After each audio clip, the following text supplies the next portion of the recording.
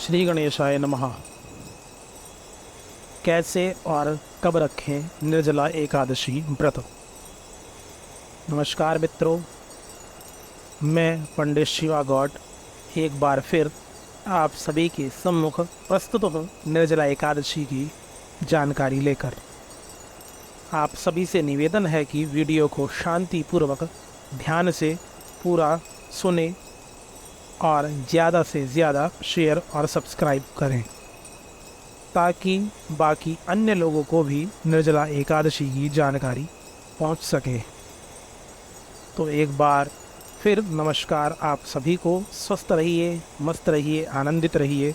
प्रभु आप सभी की सभी इच्छाओं को पूर्ण करें। पुराणों के अनुसार पूरे वर्ष में एकमात्र निर्जला एकादशी का व्रत रख लेने से साल की सभी एकादशियों का फल प्राप्त हो जाता है। इस एकादशी के व्रत से श्री हरि बहुत ही शीघ्र प्रसन्न हो जाते हैं। निर्जला एकादशी के व्रत करने से व्यक्ति दीर्घायु होता है और उसे मोक्ष की प्राप्ति भी होती है। वहीं यह व्रत बताता है कि हमारे जीवन में जल का क्या महत्व है, यानी कि जल की क्या महत्वता है। प्रत्येक मास में कोई ना कोई व्रत आता ही है, किंतु ज्येष्ठ शुक्ल पक्ष में आने वाली निर्जला एकादशी का अपना ही एक अलग महत्व है। ज्येष्ठ शुक्ल पक्ष की एकादशी को बिना जल ग्रहण किए व्रत रखना पड़ता है तथा अगले दिन द्वादशी को व्रत का पारण होता है। इस दिन दान, पुण्य, सेवा भाव का बहुत बड़ा महत्व बताया गया है। अन्य मास की एकादशियों में फलाहार किया जाता है, किंतु इस एकादशी में ना तो फल और ना ही जल ही ग्रहण किया जा सकता है। यह एकादशी ग्रीष्म ऋतु में बड़े ही कष्ट और तपस्या से की जाती है। इसीलिए इस निर्जला एकादशी को सभी एकादशियों में सर्वोपरि बताया गया है। नियमानुसार निर्जला एकादशी व्रत करने वाले को अपवित्र अवस्था में आचमन के सिवा बिंदु मात्र भी जल ग्रहण नहीं करना चाहिए। यदि किसी प्रकार वह जल का उपयोग कर भी लेता है तो ऐसी अवस्था में उस व्यक्ति का व्रत भंग हो जाता है। आइए जानते हैं कथा का महात्म्य। हम और आप सभी पांडवों से पूर्ण रूप से परिचित हैं। पांडव कुंती पुत्र। पांडवों में भीमसेन शारीरिक रूप से बहुत ही अधिक शक्तिशाली थे तथा उनके ऊपर देवताओं की कृपा भी थी तथा उनका एक नाम वृकोदर भी था, क्योंकि उनके उदर में वृक नामक अग्नि थी। वे जन्म से ही शक्तिशाली थे, किंतु एक बार नागलोक में जाकर वहाँ से 10 कुंडों का जल पी लेने से भीमसेन में 10,000 हाथियों के समान शक्ति आ गई थी। इस रसपान के प्रभाव से उनकी भोजन पचाने की क्षमता और भूख भी बढ़ गई थी। अब सभी पांडव तथा द्रौपदी मिलकर सभी एकादशियों का व्रत रखते थे, किंतु भीम के लिए एकादशी का व्रत कर पाना असंभव था। सभी भाइयों को व्रत रखता देख भीम भी व्रत रखना चाहते थे, किंतु अपनी भूख के कारण वह व्रत नहीं रख पाते थे। इस सभी से परेशान होकर एक बार भीम व्यास जी से मिलने पहुँचे और अपनी सभी समस्या व्यास जी के सम्मुख रखी। व्यास जी ने भीम से बताया कि उन्हें ज्येष्ठ मास के शुक्ल पक्ष की एकादशी का व्रत निर्जल रखना चाहिए तथा बताया कि इसके प्रभाव से उन्हें वर्ष भर की सभी एकादशियों का भी फल प्राप्त हो जाएगा। भीमसेन ने व्यास जी के आदेशानुसार निर्जला एकादशी का व्रत किया और सभी से निर्जला एकादशी को भीमसाइनी एकादशी के नाम से भी जाना जाने लगा। साथ ही साथ निर्जला एकादशी को पांडव एकादशी के नाम से भी जाना जाता है। बता दें कि वर्ष भर में 24 एकादशियां आती हैं, किंतु अधिक मास होने के कारण 2 एकादशी बढ़ जाती हैं और वर्ष भर में 26 एकादशियां हो जाती हैं। किंतु फिर भी ज्येष्ठ मास के शुक्ल पक्ष की निर्जला एकादशी का व्रत रखने से सभी एकादशियों का फल प्राप्त हो जाता है। विष्णुरेकादशी गीता तुलसी पिप्रधे नवः असारे दुर्ग संसारे षटपदी मुक्तिदायनी।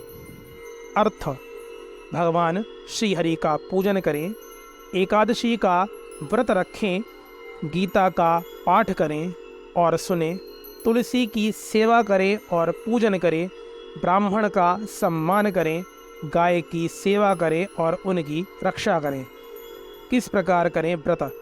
निर्जला एकादशी के व्रत पर सर्वप्रथम सूर्योदय से पहले उठकर घर के मंदिर आदि की साफ सफाई, स्नान आदि कार्यों को पूर्ण करें।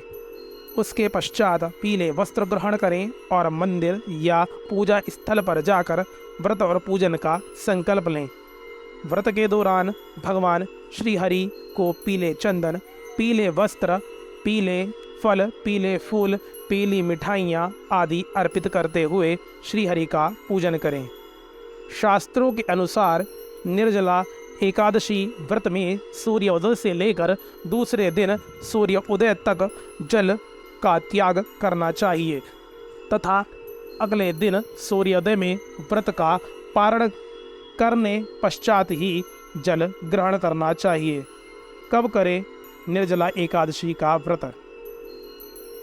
प्रियजनों, इस बार निर्जला एकादशी का व्रत 31 मई 2023 दिन बुधवार को रखा जाएगा, क्योंकि 30 मई 2023 दिन मंगलवार को एकादशी सायंकाल 6:17 से आरंभ हो रही है, जो कि 31 मई 2023 को बुधवार के दिन दोपहर 1:47 पर समाप्त हो जाएगी।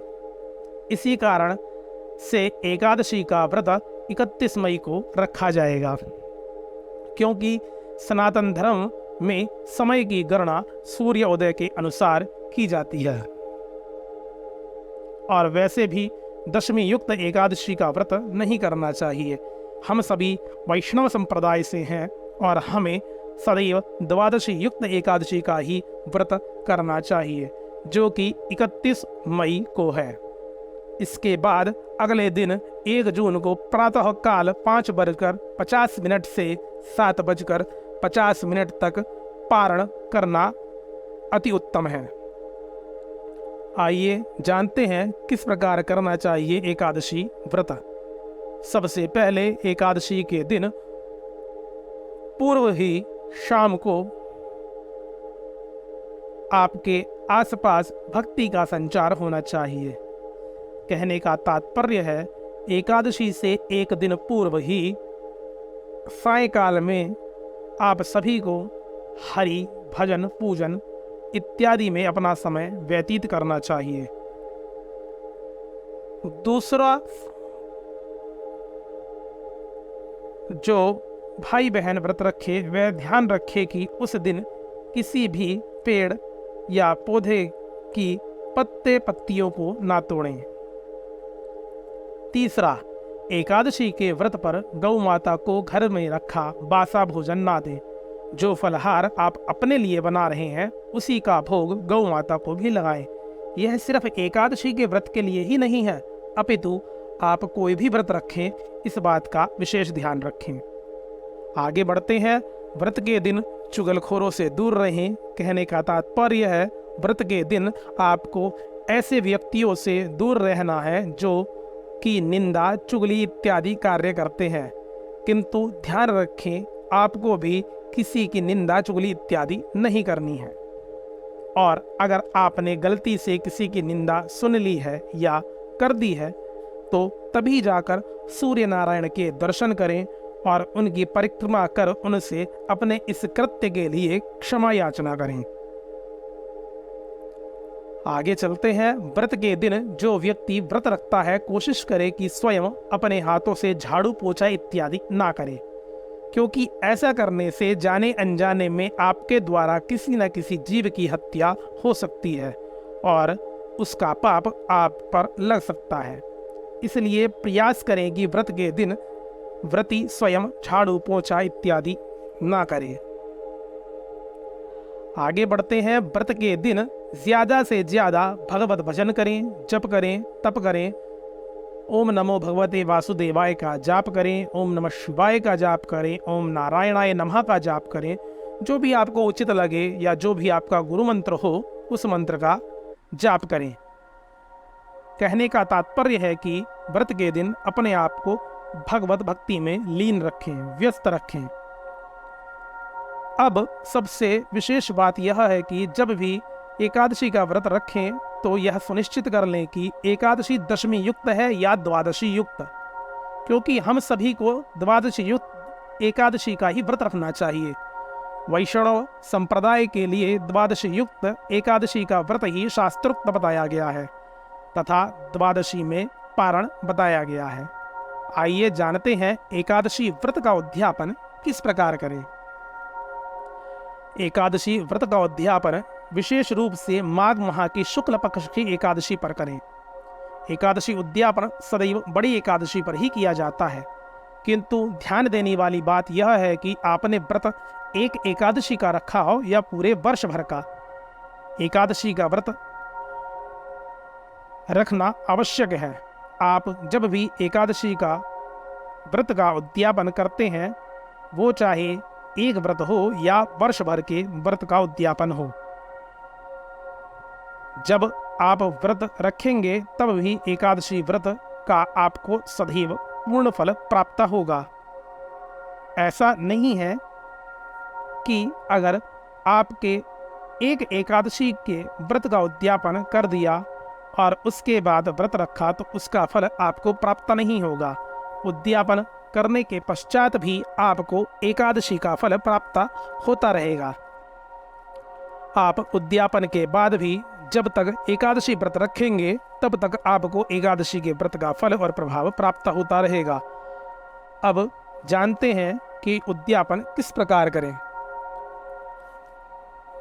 सर्वप्रथम एक योग्य ब्राह्मण विद्वान को बुलाएं, उससे पूजन की सभी तैयारी विधिवत रूप से पूर्ण कराएं। पंचांग पीठ, सर्वतोभद्र आदि वैदिक विधि के अनुसार सभी वेदियों का निर्माण कराएं। साथ ही 24 प्रकार के नैवेद्य बनाकर भगवान को भोग लगाएं, किंतु ध्यान रखें नैवेद्य 24 प्रकार के अलग अलग रखें। ऐसा नहीं है कि आप 24 अलग अलग दोनों में नैवेद्य लगाकर भोग लगा दें, क्योंकि भगवान को 24 प्रकार का भोग लगाने का विधान है। तत्पश्चात अगले दिन के लिए ब्राह्मण देव से आग्रह करें कि आप पुनः अगले दिन द्वादशी में आकर हमारे व्रत उद्यापन की विधि पूर्ण कराकर हवन आरती इत्यादि पूर्ण कराएं।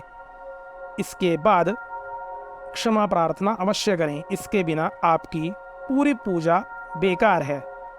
इसलिए आरती और पुष्पांजलि के पश्चात क्षमा प्रार्थना अवश्य करें। तत्पश्चात ब्राह्मणों को यथाशक्ति भोजन, वस्त्र, दक्षिणा आदि का दान करें और उन्हें प्रणाम करें तथा ब्राह्मण से किसी भी प्रकार की कोई कमी रह गई हो तो उसके लिए क्षमा प्रार्थना करें। इस प्रकार करने से आपकी एकादशी व्रत का उद्यापन पूर्ण होता है और आपको श्री हरि की कृपा प्राप्त होती है। यह लोक भोगने के बाद आपका अगले सभी लोक सुखमय और शांति प्रदायक बन जाते हैं और प्रभु की कृपा हर जन्म में आपके ऊपर और आपके परिवार के ऊपर बनी रहती है। धन्यवाद। बोलिए श्री कृष्ण महाराज की जय। एकादशी मैया की जय।